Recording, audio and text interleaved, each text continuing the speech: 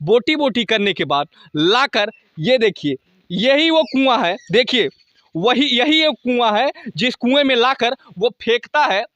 क्यों एक बेटा अपने बाप को ही मारता है, अपने बहन को ही मारता है। अब जो ज़मीन बचा था उस ज़मीन का अब कोई देखने वाला नहीं है भाई। जो थे वो तो सब निकल लिए, बचा क्या? नैनी जेल में सड़ जाओगे, कुछ होगा नहीं। नमस्कार दोस्तों, आप देख रहे हैं संकेत एडीटी। और इस समय मऊआइमा क्षेत्र के थाना क्षेत्र के लोकापुर गांव में जो घटना हुई है, एक बड़ा बेटा ही अपने ही बाप का, अपने ही बहन का और बड़ी बहन के बेटी का जो कत्ल किया है और छोटे भाई को गोलियां मारा है, लेकिन वो बच गया। ये आज घटना, उसी घटना के बारे में हम आपको बात करेंगे और बताएंगे कि तीनों का कत्ल करने के बाद, उनकी बोटी बोटी करने के बाद वो जिस कुएं में लाकर फेंकता है वो कुआं आपको हम दिखाएंगे। और आज हम बताएंगे ये घटना हुई क्यों, आखिर ये घटना के पीछे रीजन क्या था। क्यों एक बेटा अपने बाप को ही मारता है, अपने बहन को ही मारता है, क्यों अपने बहन के बेटी को मारता है, क्यों अपने छोटे भाई पे गोलियां बरसाता है। आज यही घटना आपको हम दिखाएंगे और बताएंगे कि इस घटना के पीछे का रीजन, पूरा का पूरा गांव सन्न पड़ा है इस घटना को सुनने के बाद। ये शुक्रवार रात 2 तारीख की बात है और आपको बताएं कि बड़ा बेटा जो मुकेश है वो अपने बाप के घर में घुसता है, जो राम सिंह पटेल थे। घर में जाकर राम सिंह को ऊपर से लेकर आता है और ऊपर से लाने के बाद नीचे उस धारदार हथियार से राम सिंह का कत्ल करता है, फिर बहन का कत्ल करता है, फिर बड़ी बहन के बेटी का कत्ल करता है और उसके बाद बोटी बोटी करने के बाद लाकर ये देखिए, यही वो कुआं है। देखिए यही एक कुआं है जिस कुएं में लाकर वो फेंकता है। ये देखिए, और आपको बता दें कि उस गांव से लगभग 1 किलोमीटर दूर लाकर इस कुएं में फेंक देता है। ऊपर से ये धान की जो पराली है इसको फेंकता है। और आपको दिखा दें कि उसके बाद प्रशासन को भी नहीं पता लगता इस चीज़ को, लेकिन उसने 3 तारीख को अपने छोटे भाई मुनकुन को गोलियां बरसाता है। और उसके बाद आपको हम बता दें कि गोलियां बरसाता है, लेकिन वो बच जाता है। उसको गोली छू के निकल जाती है, वो गोली छू के निकल जाती है और वो बच जाता है। तो उसके बाद जब उसने अपने पूरी फैमिली की खोजबीन करता है और वो अपना तो रिपोर्ट लिखवाता ही है कि बड़े भाई ने मेरे ऊपर गोलियां बरसाई। उसके बाद जब प्रशासन को ये भी बताता है कि तब से मेरे घर वाले दिख नहीं रहे हैं, पता नहीं कहाँ चले गए हैं। तो जब प्रशासन को ये पता लगती है, प्रशासन मुकेश को पकड़ती है और मुकेश को पकड़ने के बाद पूरी की पूरी खबर और पूरी वारदात उससे निकलवाती है। आपको ये बता दें कि ये जो घटना थी 4-4.5 बीघे की ज़मीन की बात थी। राम सिंह के 2 लड़के थे, दोनों लड़कों में जो बड़ा लड़का था मुकेश, राम सिंह ने उसको घर की ज़मीन दिए, लेकिन खेत बाड़ी में कहीं ज़मीन नहीं दिए और पूरा का पूरा खेत अपने छोटे बेटे के नाम कर दिए। इसका जो उसका आक्रोश बढ़ना उसके दिल में कि मेरे को तो मेरे पिताजी 1 भी बीघा नहीं दिए। और इसका आक्रोश आपको बता दें कि राम सिंह और उनके बेटी को और उनके पूरी जो उस घर में 3 लोग थे, तीनों को मारता है बड़ा बेटा ही।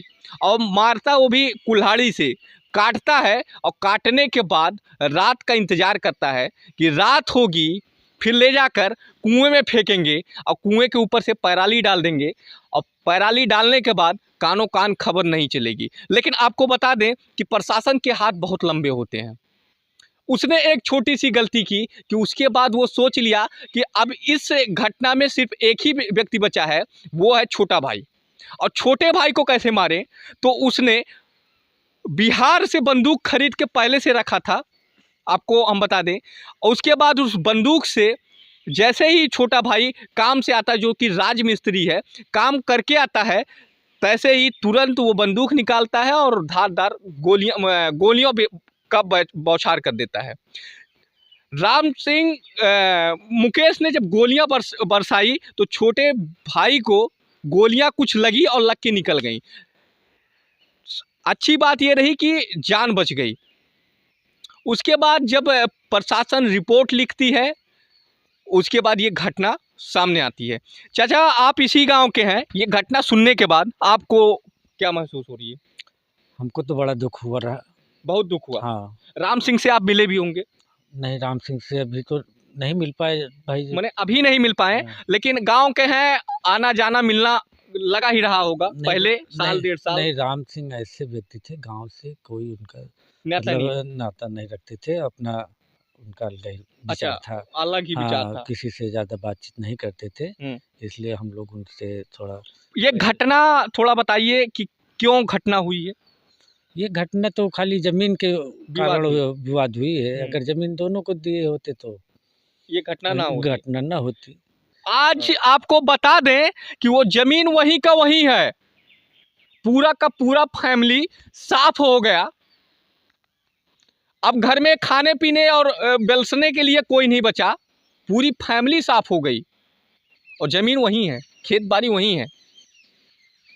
जो मुकेश ने ये वारदात किया, आपको हम बता दें कि मुकेश तो अब गया जेल, उम्र कैद होगी कि 20 साल होगा, वो तो न्यायालय देखेगा। अब उसकी भी तो ज़िंदगी सड़ गई।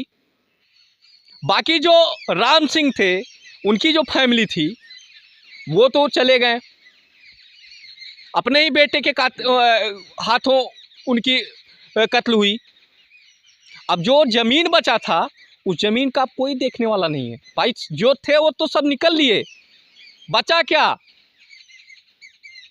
अगर बैठ के गांव वालों को 4 ठो बैठा बुला के इस चीज़ का समझौता हो जाता, उसका बड़े बेटे का भी हक है, उसको भी हक दे दिए होते, काहे ये दिन देखना पड़ता? अब हाँ, जिस मुकेश ने घटना किया भाई, घटना करने के बाद तुमको क्या मिलेगा? अब सड़ जाओगे, अब नैनी जेल में सड़ जाओगे, कुछ होगा नहीं।